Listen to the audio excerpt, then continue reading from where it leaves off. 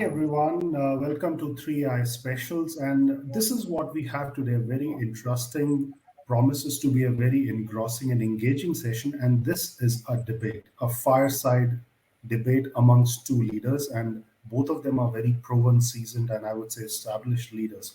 Now, I was talking to some of the analytics AI community in the last few months, and one theme which has emerged as a very topical, very raging theme, and this is, I must say, once in a lifetime, is a theme around talent. It's a theme about changing configuration in terms of the work expectations. Now, let me build a kind of a context and I would say brief outline about this great debate, and then I'll introduce the speakers for this particular session.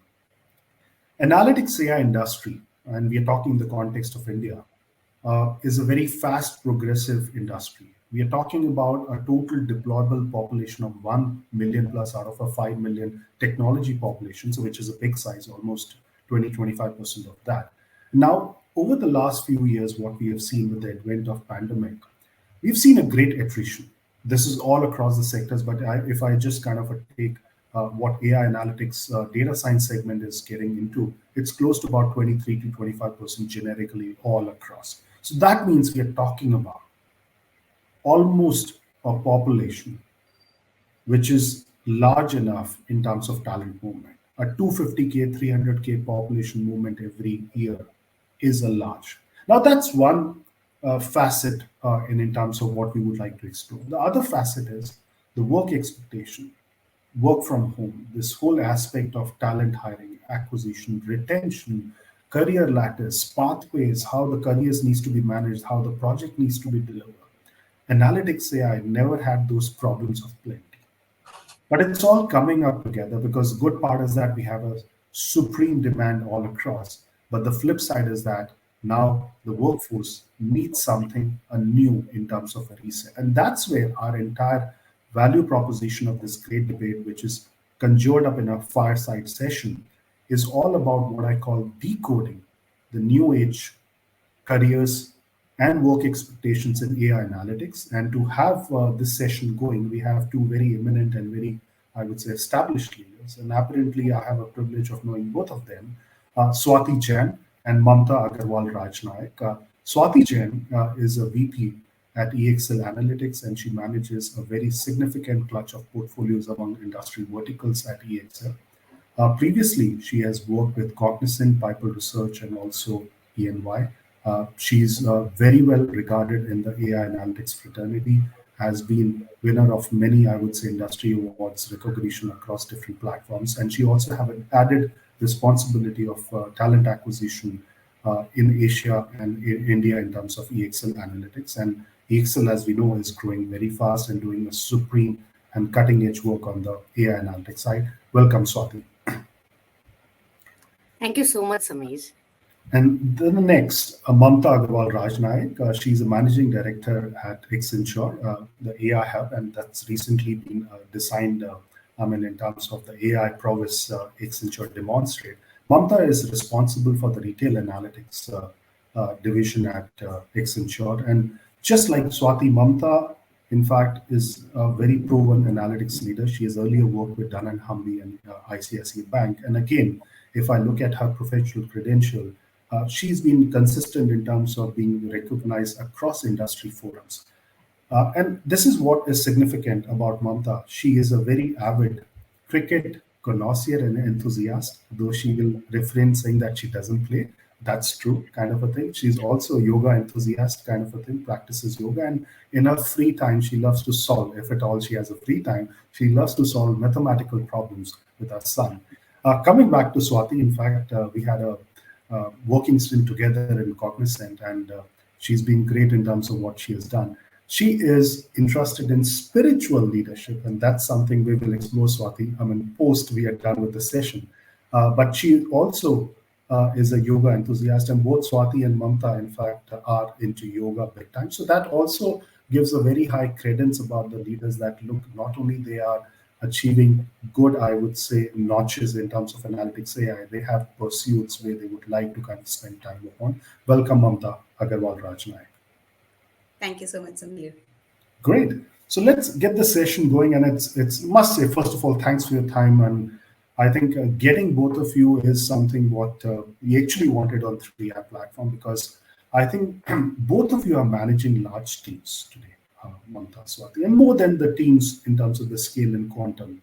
It's also about today how this expectations have changed in the last few years. And let's talk about in your own mode about, I want to take, let's say, I would say 1 minute each. First of all, I think before we start the session, let me kind of, let's say, take this thing in terms of you introducing yourself, the points if I missed, in terms of taking 60 seconds rapid fire or going with your self introduction, please. So, Swati, over to you, please.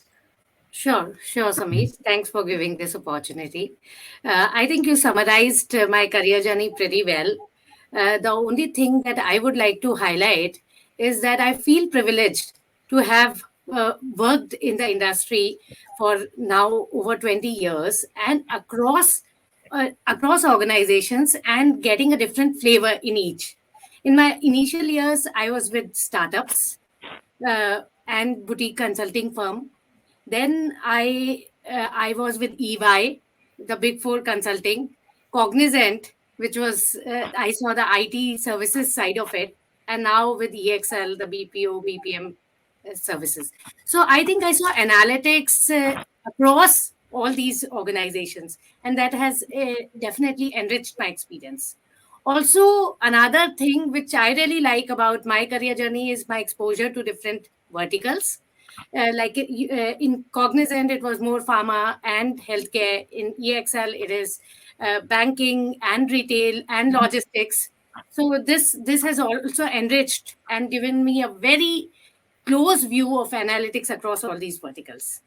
And thirdly, I would just like to say that thanks for pointing the spiritual leadership part of it. So I am passionate both about artificial intelligence and spiritual intelligence, and want to see both these fields contributing in making India a developed economy in my lifetime. So with that, I'll hand over to Mamta. Thank you Mamta, so over to much. you, please. Thanks, Amir. Thank you so much, Swati. So lovely to be on the same panel as you. I mean, it's really an honor, and thank you, Samir, for bringing us together here. For myself, 15, 16 years in analytics, and that has actually gone, like Samir you mentioned, right? ICICI Bank, then Humvee, then Adobe, and here. So I have a very balanced, I would say, experience within the GCCs as well as consulting. So anything that you'll hear from me during the conversation today, that will be a mix of what I've seen in these two worlds. And just to add there, Samir, although you gave a very, very elaborated description of me, but just to add one more thing is, I also love to do a lot of innovation. I have 5 patents already filed. There are a lot of research paper that me and my team have written uh, in past and now, right? So innovation is very important for me, has always been. And with the kind of growth that we are seeing in AI and analytics, right, innovation is going to be the core. So a lot of my responses to you may be tilted toward that as well. No, absolutely. I think it's, first of all, wonderful to have two of, I would say, very well-regarded leaders in the industry. And I think through this particular fireside session, my attempt, in fact, would be to extract your knowledge, what you have gained throughout your career, which could be an accumulation of your previous organizations. And also in terms of you, both of you also speak with, I would say, the larger ecosystem players and communities. So I think those viewpoints and nuggets of, I would say, insights will be very valuable. So coming back to the track, which is all about this decoding new age careers and work expectations in analytics, AI, data science. Uh, Help us understand. I want to start with you, Swati. Last couple of years, practically, we've all gone virtual. Work environment has changed, concrete to now home, I would say, in terms of office concrete to home, I would say, rooms and all. More importantly, I think this whole aspect of how a project, how an engagement needs to be delivered is all shifted virtually in terms of even managing teams, in terms of even managing the expectation. How have you seen this work environment changing? And specifically from a context of analytics and data science in last couple of years. And Mamta, I'll have the same viewpoints from you as well. Sure. Go ahead, please, Swati. Sure. So Sameer, last 2 years, we all know how in March 2020, all of us just got to the stage where overnight we had to shift the laptops of the teams or the workstations of the teams to their home, and it was definitely a situation of chaos in the beginning. It settled down. The employees began to adjust the work from home. Uh, Slowly and slowly they became used to it, and now I would say that many have started loving it.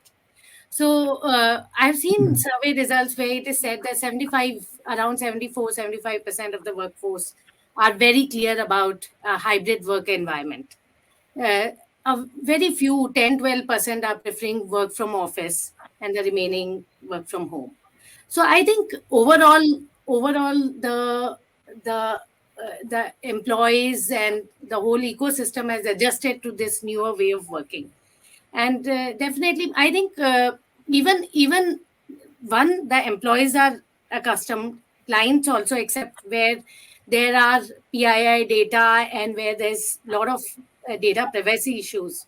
Definitely there is the need to work from office, and whenever this situation subsided in the interim, the work from office started. But overall, uh, many clients are also okay where there's not so much issues. So from the client perspective, employee perspective, it is okay. I think organizations have also learned to manage it.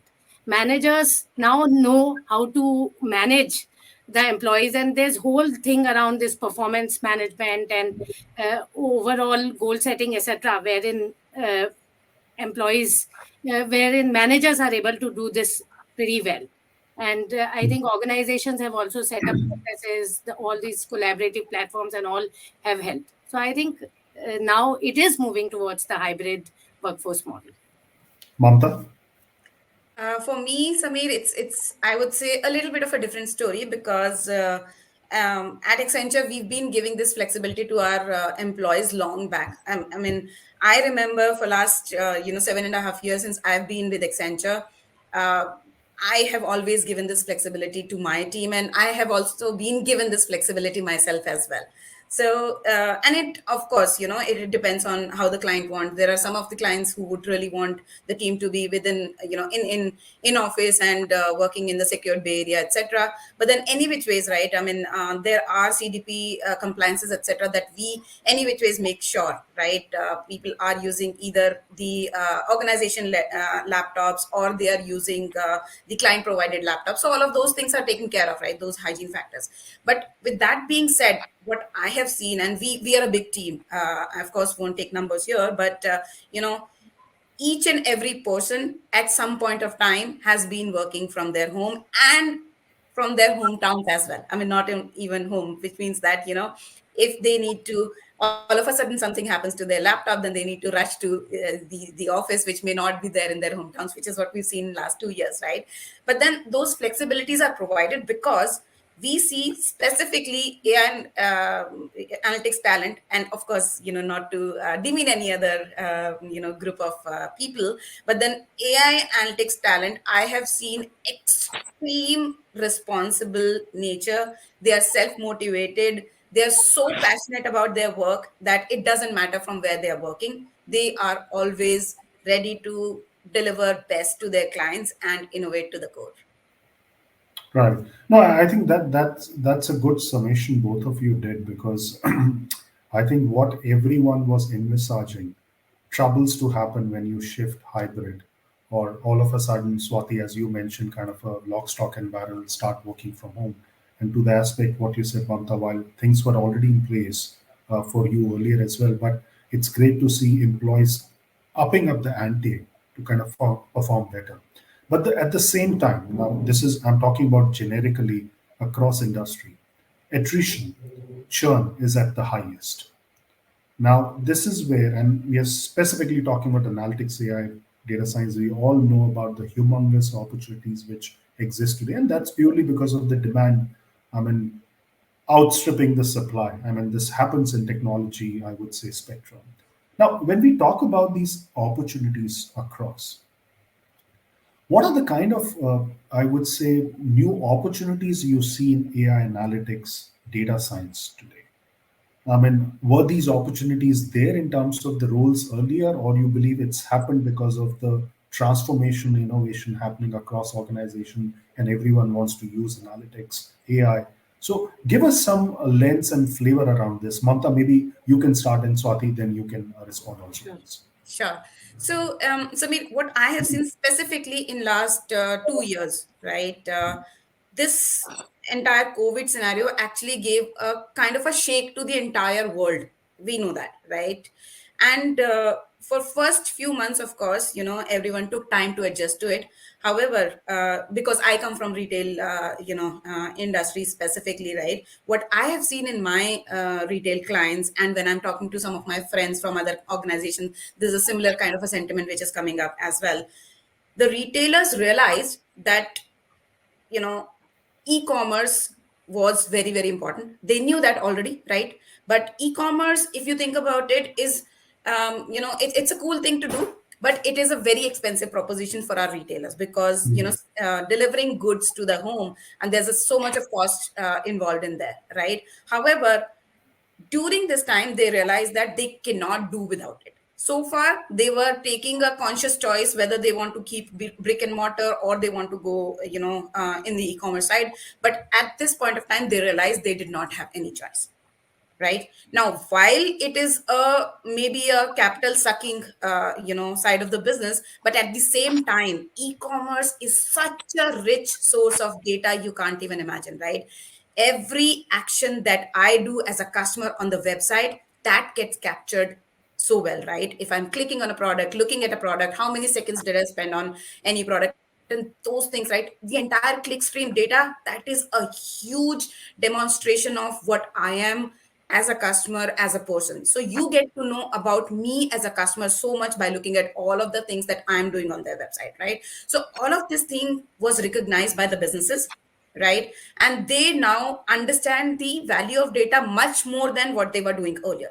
And that is why you see a huge spur of demand coming from everywhere, right? Mhm. And with the demand, of course, you would see that there is, and the analytics industry was not totally ready for it, is what I would say, right? We obviously there are so many institutes which have opened, which are giving analytics education, right? But still the demand is still much more than what we are producing in the academic side, right?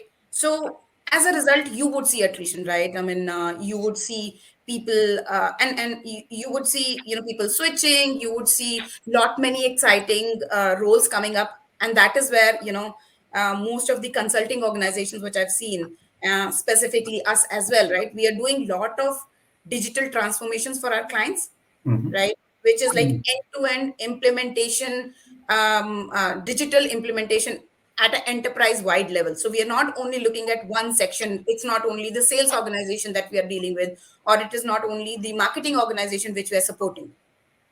Now we want to do end to end. We want to set up that the bedrock of the data for them, clean data, right? Create the right lineages there, create the right quality of the data, create one single source of truth for them, right? In order to do that you need a lot of muscle power, Right, right? right. And that is why both data science, data engineering, and most importantly ML engineering is becoming very very important, because now it's not about doing a small POC, right, and showing the value to the client, but it is about doing everything end to end. So there are a lot of new roles which are coming up within data science. ML engineering has become a separate stream altogether, in which you have ML engineers, ML ops, ML testers. I mean, that's a new thing that I'm hearing Mhm. very recently, right? Those regression tests, etc., that we used to do on the technology side, those are happening now for ML as well.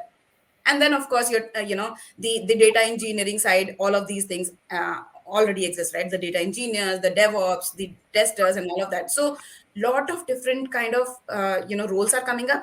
And I see the young generations coming up. They're very excited about it. They're doing a lot of certifications to keep them ready. But yes, I mean, I've actually taken a long monologue. Sure. No, But well, yeah, we'll come back to this because that's a crucial aspect which I want you, both of you, to opine, and we'll peel the layers in terms of this freshers, lateral talent coming into analytics AI. So we'll come back to that. Swati, what's your view on So I this? think, I think what Mamta says is the lay of the land today. But means I have a couple of more points to add. So Sure. definitely, the means I think all these roles have become, in terms of you are asking about the skills that have new skills and all. I think they have become very clearer. So me, like back in the days when we used to work together. The dashboarding and ML and all. We just saw those kind of projects. Today, Correct. data engineering, data management, data governance, all of them are their very clear roles within the organizations. Then the whole dashboarding, the descriptive diagnostic, those kinds of analytics, and then predictive analytics, the machine learning, reinforcement learning, deep learning, all of that is very clear. Then also the operations research, the whole optimization algorithms and all, the clarity around that. And then AI as a service, moving to the cognitive analytics part of it, the ML ops and ML testers, all that Mamta also talked about. I think this entire and then the whole digital analytics and the digital transformation, which we are also evidencing in multiple clients, and especially the e-commerce clients. So that definitely is there. Second, I would say the skills, the human skills have also become very important, especially in this virtual world where data scientists have to be managed. And I have seen that effective managers can really do magic to the entire output. So I think the overall critical thinking, problem solving, the managerial skills, and virtual managerial skills have all become very, very important. And thirdly, also in terms of skills, while we'll touch around the freshers, but also the lateral movements. So people who are the whole democratization of AI and the creation of citizen data scientists. So that also is now very prevalent across enterprises, where people working in other domains are also being coached and trained to become data scientists or ML engineers or cloud engineers. So I think this whole is around the creation of the new skills that are needed. Awesome. No, I think that's exactly what I wanted. Diverse, very, very kind of holistic views, because what I'm trying to gain, while the workforce in analytics, AI, data science could actually step up to take that onerous task sitting at home and working, but at the same time, the clarity on the roles, which used to be a bit esoteric or a bit hazy, started emerging today. I mean, you mentioned, Mamta, about this whole ML testers, and Swati, you mentioned AI as a service becoming more mainstream. So this will spawn more opportunities, and that's one of the reasons we find that talent is hard to come by, kind of a thing, or hard to acquire. Now, this is where I want to shift the next course of conversation, which is where we go deep and kind of take those diverse views and perspective from you. Let's talk about freshers, entry level folks in analytics, say, and this is interesting. And then we'll move to the lateral. And you, both of you, manage large quantum of teams and with very diverse skills, attributes, and competencies. Now, this is the conundrum in India. We're talking about 1.56 million graduates every year passing out. 72% of them do not get deployed. We are talking about 50,000 universities in India, kind of a thing, churning out this 1.5 million. Now, if 30% is what everyone gets, because 70% for whatever lack of, I would say, the quality assessments not being there, 30% is what the pool everyone is trying to take today. Now, analytics, AI, data science is already upstream. We understand today, as both of you also mentioned, clients are looking for much more mature offerings, consulting services in terms of output expectations. How, and this is what I want a practitioner view from you. How this whole puzzle could be, in terms of your previous anecdotes or your observations across, how this whole challenge of acquiring fresh entry-level talent can be solved in analytics, AI, data science. Any one of you can start, please. So, Samir, I would say that this only 30% being available, I think we can easily, means the vision, the goal for all the data science leaders in the country should be, just let's make a conscious effort to transform this 30% to around 40-50% this year itself. So that's one side. I mean, Yeah. take that 70% pool which is not deployable, make it much more. It's just like doing an Yes. analytic problem, right? The correct data sets, then the filtering, regression, testing model. Okay, great. So that's one. Please go ahead. Yeah. Yeah. Because the thing is that means the India talent, means when I see from any institute, Samir, and we hire from the IITs, NITs, other institutes and all, means I see that India has amazing talent. Mhm. And it is all about training. It is all about mentoring. That how the and freshers, I would say, not only for my organizations, for all other organizations, means once these freshers are trained, they become the most valuable assets for the organization. So I think this entire focus around training them appropriately, a few months of rigorous training, like we have, EXL has been known for its training programs for the freshers.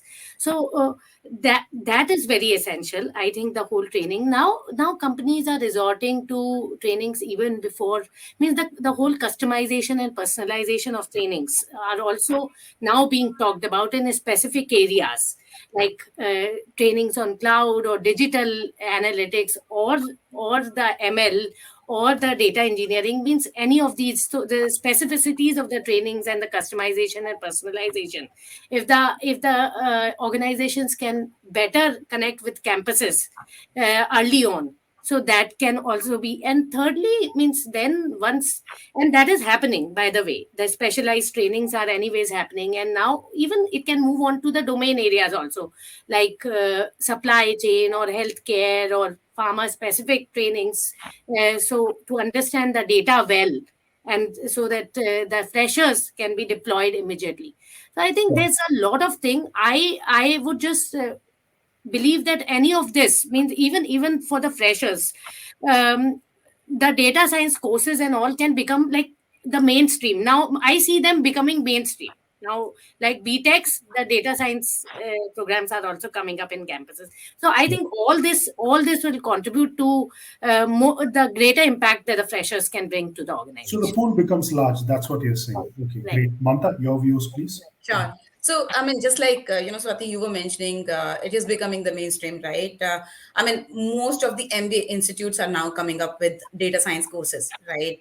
You see ISB, you see IIMs, all of them are doing that, right? So, and that is helping us actually get a mix of the management as well as a data science mix, right? Which is very rare, Samir, right? If you were to see, at times, if you hire people who are very technical, right, they at times would tend to miss on that, the client softer side, right? So that is where, one, it is, the inflow itself is increasing. Secondly, with the, organizations like Accenture and many others, of course, at Accenture, we have set up an institute, IAI, which is an institute of applied intelligence, artificial intelligence, right? So we are, as at Accenture, we are spending $1 billion per year on our employees only on training and development.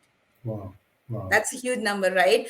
And campuses is considered to be a big, portion of it, So right? let me take one piece over there, Mamta, and I want it's more of a sub piece what you say, and I'm picking up from Swati also. Are we saying universities and the campuses of the colleges are collaborating well with the industry when it comes to uh, the freshers knowing what is the latest and greatest in analytics AI? Very much. In fact, beginning of this week itself, I was at HCT, which is the Higher College of Technology, Dubai. And last year and this year, both years, I have been involved in helping them design their coursework, right? So, they actually would set up an industry advisory committee. We'll sit for about 2 hours. There'll be so many people from different industries who'll sit together, and we would just review their courses, look at the course, each course in detail, and see, whether they're teaching R or Python or PySpark and things like that. To that level of detail, we are going and reviewing their courses and suggesting to them, right? So, and they invite people from industry, they're inviting people from consulting, and a lot of other startups, etc., so that they're getting a mix of views from all of us and our requirements, right? So that is happening a lot. I'm helping them in reviewing their courses. At times, if they want me to come and just deliver a small topic, I am doing that as well. So there's a lot of collaboration which is already happening, not at an organization level as of now, I would say, but individuals are doing that any which ways, right? And we are the practitioners who are doing that. So of course, that messaging is going there. But from the organization's investment perspective as well, if I were to say, right, like I mentioned, right, IAI, that Accenture we've set up, right? There is a lot of investment. We have curated courses. As soon as someone comes in from campuses, there is, almost about 6 to 8 weeks we just dedicate only for training them, right? And I have seen the best of the ideas coming from my campus hires once they are trained, right? When they are on the project, they are the most innovative bunch, right? They're able to do those cool things which we as veterans may not be able to even think about, because they are so easy with the tech, right? Of course, we have the right knowledge and experience, and all of those things that we do with the client, but then these are the people who are able to make it happen for us. So it's an important, I would say, bunch. It brings in the fresh blood and thinking in our organization, and hence very crucial. So let me now make, since both of you have given very good impressions about the fresher entry to analytics AI, which is good to know, because I think that's where I say that it's actually coming up of university academic institutions to really collaborate with industry, which was a missing gap or a glaring gap some time back, now into a stage where I think industry and academy is collaborating to get the best of talent, not only from the top tier institutes, but even from tier two, tier three institute as well. So I think I'm sure this is what audience will love it when they hear this. Now, let me make it more complex for you, because you guys are the leaders. Come to the laterals. Now, this is where the mid level, the senior level starts. You guys are leaders, manage a large team. Now, this is where the conundrum is. 200 to 250K to 300K in terms of a lateral talent which is available in India. The stakeholders involved in terms of hiring this talent are not only consulting services, BPM, cloud, there are GCCs, there are startups, there are pure play analytics player, niche boutique funds. So the pool of analytics, AI consumption, and takers have also increased, as we know. Now, when it comes to laterals, they've spent anywhere between what I call 3 years to 20 years in the industry, and pretty much you both of you spend significant years. It's a very limited pool. We can actually, we're all separated by first degree of separation. Now they have very different expectations when it comes to the work front. I mean, projects, the whole manageability, how they're performing within their teams, within the organization, then the associated risk and rewards. Risk more in terms of, okay, I mean, purely in terms of career planning and all those things. How do you see these expectations being managed from a lateral point of view? Because that's a significant workforce. I mean, what also, and I'm putting one more layer to the question, what more can be done to enhance this whole lateral kind of a talent when it comes to their career planning, job career pathways? Because I'm sure if I take even today what EXL, Accenture, Infi, Wipro, or Salesforce, or the Googles of the world are doing analytics in terms of career mapping, all the career mapping is very different, which means when the employee move from one organization to another, the acclimatization has to be. What are your thoughts? What could be done specifically to manage this lateral movement situation? Sure, Anyone can I can start, start please. on it. Yeah, Yeah. I can start on it. I mentioned about IAI, right? That's an Institute of Applied Intelligence, Artificial Intelligence that we've set up within Accenture. And that is not only for the campuses, but this is actually helping us curate the career paths that we have set up for our folks, right? We are basically trying to see where the interest lies. See, traditionally, what has been happening, and this is not only analytics industry, but overall, what has been happening, people start measuring their success in terms of how fast they are moving the management ladder, right? That is how it has been done for laterals, right? But that is not what we are seeing from our people, specifically in the analytics industry. You know, our teams want to get specialized skills. They want to go deeper into, some of those areas and gain speciality there rather than just moving, top of the ladder. But then the organizations have also been recognizing talent majorly by, giving them, let's say, a promotion and things like that, right?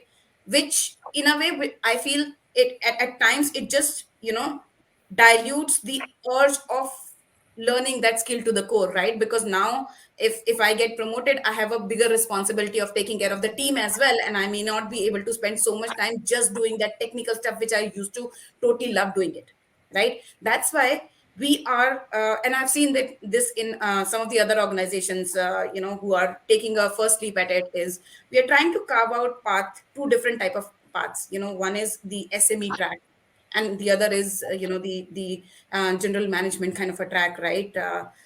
Where you would be more focusing on managing the teams, the clients, etc. And then there'll be one path which is more technical, and you can pick and choose whether you want to be an expert data scientist, or an expert machine learning person, or an expert data engineering person, and in that go to the core and learn whatever you want to learn, and gain skills. So that is where those expectations we are trying to meet of our people, right?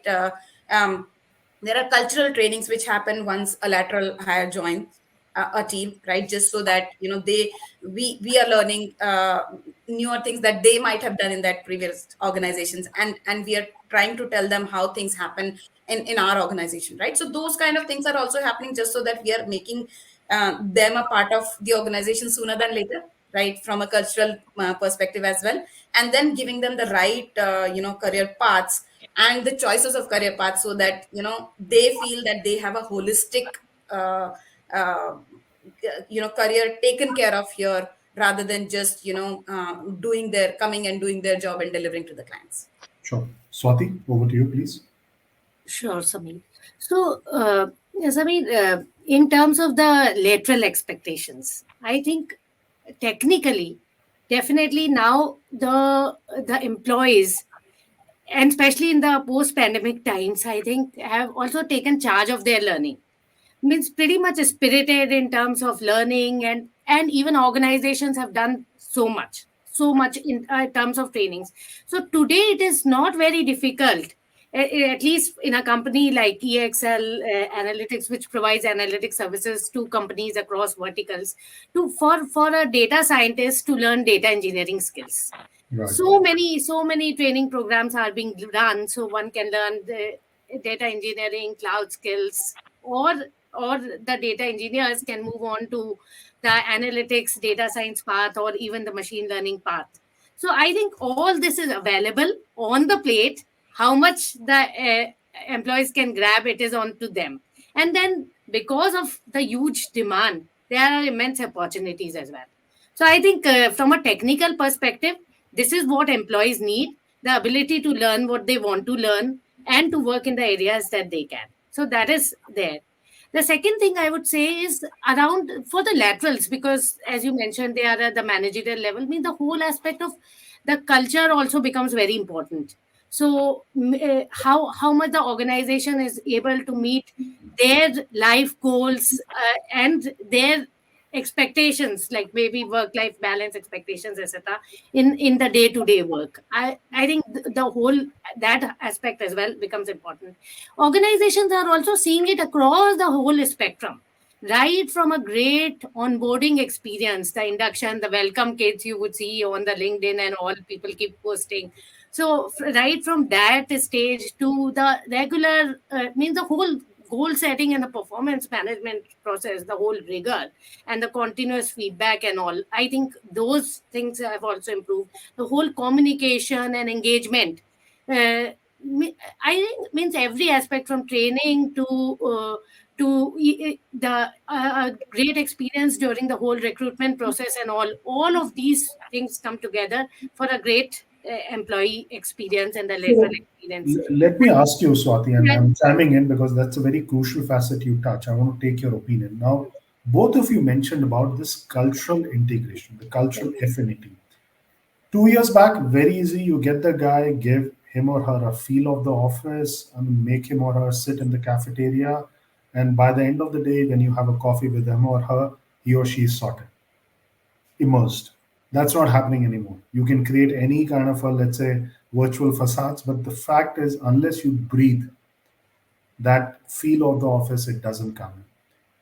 Now, whether it's a fresher or a lateral, cultural, I would say, affinity is very, very important when it comes to getting more allegiance with the organization.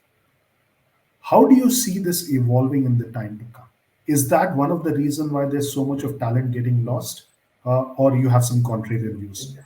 Maybe you can have Swati continue on this particular cultural piece, and I'll take the same opinion from Mamta as well. So Sameer, uh, you would have heard is an employee who leaves for pay may come back because of culture, but an employee who leaves an organization because of culture will never come back for higher pay. Well said. That is the importance of culture. Means people. I think if we see this statement and all of us can see how true it is, means the reason why people are leaving just for higher pays, we see that culture is even above that. And I think it is now trust is becoming the foundation. Means trust was always the foundation, Hmm. but the how much an employee trusts his manager and leadership, I think that is becoming more important. And even means I say small things matter these days. Means not only the whole thing around what an organization in terms of processes, work life balance, and all these other mental well-being and all sets up, but also the whole thing around even a manager speaking empathically to an employee, the leader being involved. More leadership connects, wherein the organizations know the strategy of the organization, they've become a part of it. I say nothing is like human touch. Means, and I think that will become more important. Therefore, it is said that human skills will become much more important in the coming times of artificial intelligence. And Great. another thing I would say is that I really boast of EXL culture, and I give this example that means when I joined in, when I saw people leaving EXL and joining it second time, so many people, we can, if we have a meeting in out of 10 people, we can say okay, these people joined again. And then there are people who joined third time. There was a senior person who joined fourth time again EXL. So it just shows that the culture pull, that sometimes people do tend to come back. Great. Mamta? No, totally. I would say, Swati, we have actually even coined a term called boomerang at Accenture for this, right? There are so many boomerangs at Accenture.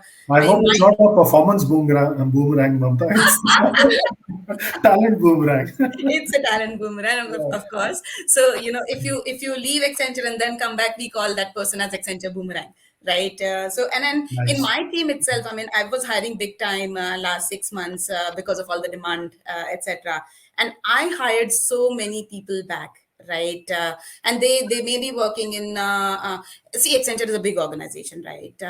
We have and I usually say that it's not one organization, it's like a combination of multiple organizations in one Right. head. Right. So there are people who are working in some other part of Accenture, left, and now want to come and join analytics and AI, and then we are getting them back. But it like Swati, you mentioned, it talks a lot about culture, right?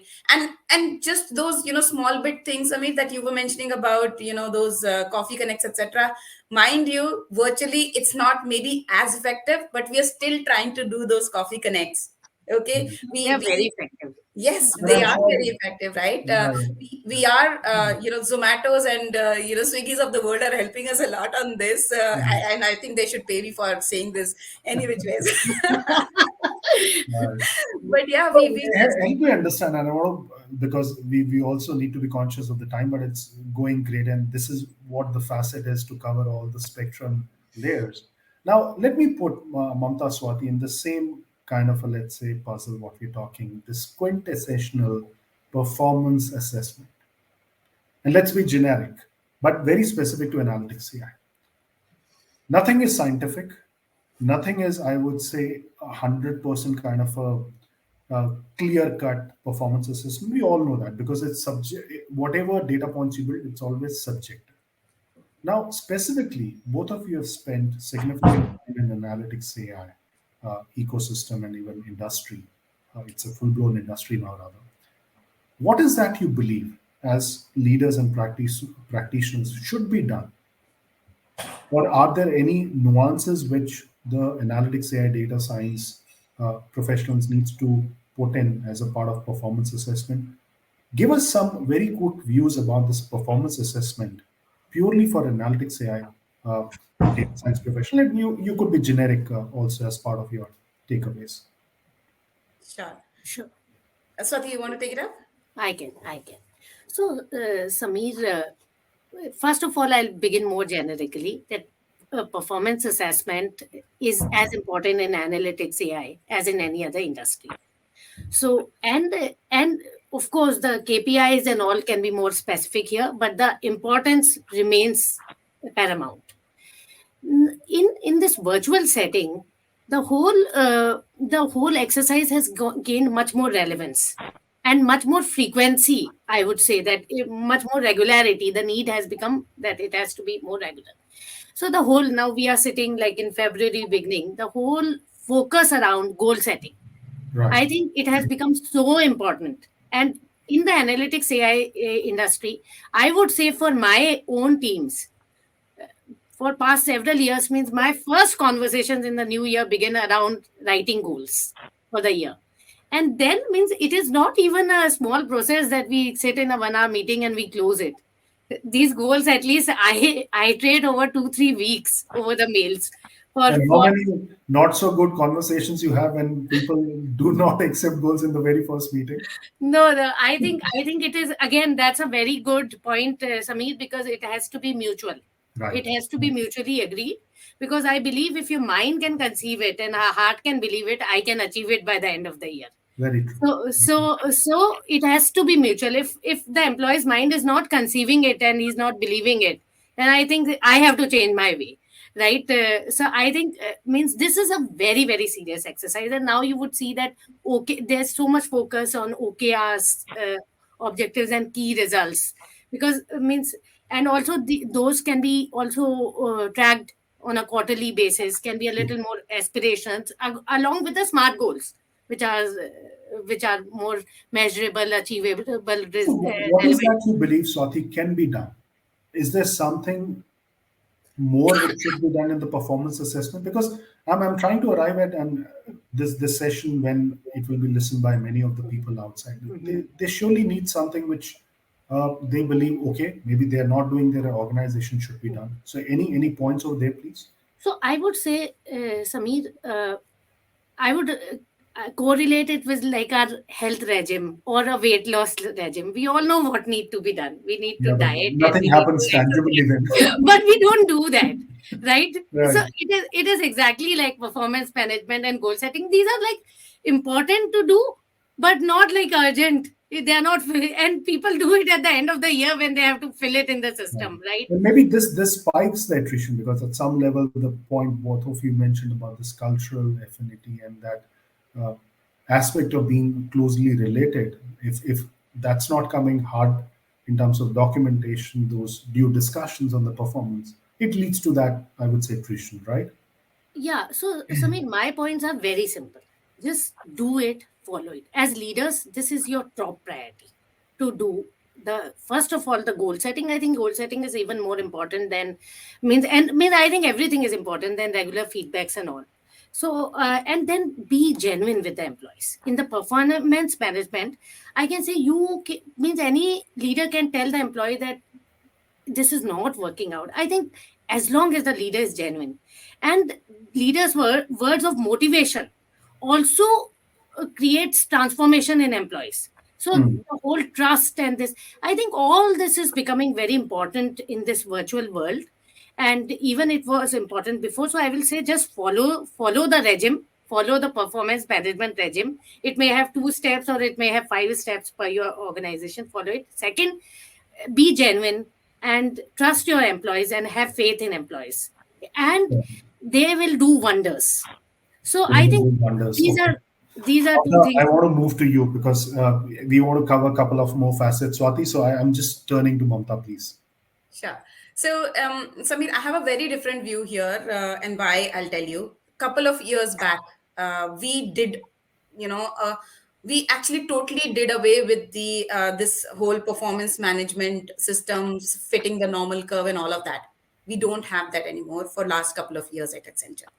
And why we wanted to do that is we didn't want to, at the end of the year, I mean few years back, right, when we were doing that, at the end of the year you'll have to fit that bell curve, and you'll only be able to recognize, let's say, those, there'll be cutoffs, right, saying that you can only give this much percentage of increment and bonus to only this much percentage of your people, and this much percentage of people you'll have to really give them, put them at the bottom of the pyramid. No, why do I need to do that, right? Right. Maybe everyone in my team is a star, so True. why can I not recognize all of them, right? Maybe there is no one in my team who's actually needs to be put at the bottom of the pyramid, so why do I need to really go back and tell at least one person that you're not doing well, but when they are all doing well? So I don't need to do all of that.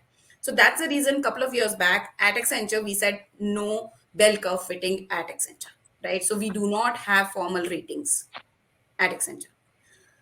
Also, in terms of goal settings, there are no goals that I give to my team to set. What we do is we ask them to come up with their own priorities, right? What is their priority they think for this year for themselves, right?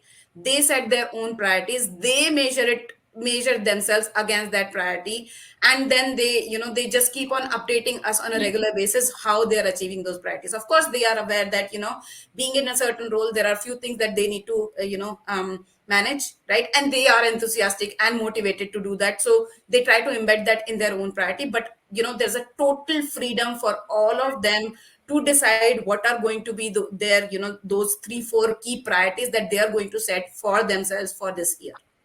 And then they measure it against those, they measure themselves against those priorities, and then accordingly we just help them recognize accordingly. Nice. No, I think, and this is exactly what we wanted, because the practices both of you have in terms of your learnings, not only from your existing organizations, but previous one also, what both of you highlighted, goes a long way in terms of also saying that, look, maybe one size doesn't fit all. It needs a very close alignment with the companies and the organization's strategic priorities and how important or critical talent is actually for them. Specifically, analytics AI talent is not easy to handle.